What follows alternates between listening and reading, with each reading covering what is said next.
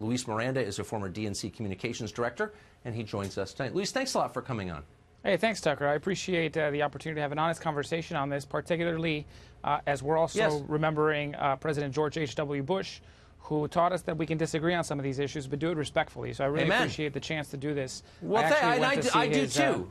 Yeah, I went to the Capitol yesterday just after leaving the studio here to see him. Took my kids, and that was one of the things we talked about, is that there's going to be different perspectives on these issues, but we can talk about them respectfully. Right. And I think what you've laid out here brings up some very legitimate issues. The question is, so that's what I like about what's happening in Tijuana, and I feel deeply for the people of Tijuana because I think they're going through what a lot of Americans have gone through. But because it is Tijuana and it is Mexico, we can't dismiss them as anti-Hispanic. And so we have to look more clearly at what their concerns are. And so my question to you is a very simple one. Looking at the concerns that we just played on tape, and those are real, does it make you a little more empathetic toward our fellow Americans who have similar feelings? I think we have to be empathetic all around here, which includes people who have legitimate concerns, but a lot of those concerns are being stoked without a basis of reality. And so here's the problem, that a lot of these immigrants that are part of this caravan are decent people who are fleeing either violence or economic situations that are untenable. But they're victims all around because they're being victimized by human traffickers and smugglers that want to take advantage of them. I agree with that. And so there's actually an AP analysis that just came out that 4,000 of these people have disappeared in the last few years on the way. Yes. In other words, their families have no idea what happened to them. They either got murdered or worse just along the way. And so there's a legitimate humanitarian crisis of people who were being taken advantage of and victimized on that end. I totally agree, but I just want to shine the light on the victims who don't really get representation of any kind in the press, and those are the citizens who are having to absorb large populations of, and I agree with you, largely decent people. I think most migrants want what I want, which is a better life for their families. I get it. That's exactly right. I don't think most of them are criminals. I've always thought that. But hold on. But I think it's important to empathize as deeply with the citizens whose lives are being upended by the arrival of these immigrants as it is with the immigrants themselves. So when you see this, can you say that, you know, American citizens say, I don't want any more immigration. We've had more than we can handle. They're not just racist, are they? I mean, they have a point. Do they not? I don't think they're racist. I think it's important that they also understand the other side of this, which is that immigrants have actually made our economy a lot stronger through the years. You touched on it a little bit at the beginning.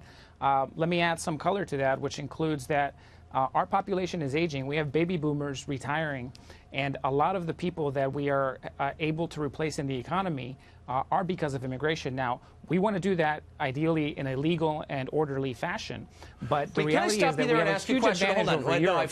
Hold on. I need to ask this question. You say our population is aging. We're not reproducing ourselves. Why do you think that is? Nobody seems to pause and ask, why can't young Americans afford to get married and have children, afford to buy homes and cars? And their solution, the elite solution, is we'll just bring in new people. But what about the Americans, the young people? I'm a 30-year-old American. I can't afford to have kids. Does anybody care about that person? I mean, maybe there's a real problem here that we should... Well, really? Because I never hear that person addressed ever. No one ever says that. It's like, oh, we need immigration. It's an industrialized country issue more than it has to do with... But I'm an American. But hold on. I'm an American, okay? So my concern is for my fellow Americans, and they can't afford to have children, but rather than fix their problems or even think about them, we're like, we'll just import new children. Does that seem like a sort of ass-backward way to approach this? We should be able to do both. Look, over the last 10 years, American companies and stocks have outperformed the rest of the world by a lot.